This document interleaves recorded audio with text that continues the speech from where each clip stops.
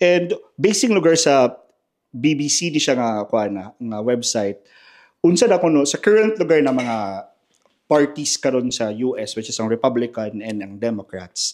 Share lang nako sa inyo ang unsa lugar gina-stand ni Donald Trump sa sa ilang sistema bali sa ilang government, unsa ilang ginasyagit ngano kailangan silang mudaog, di ba? Okay. So for their economy, ga-focus gud si Trump sa pag-reduce sa inflation and housing costs.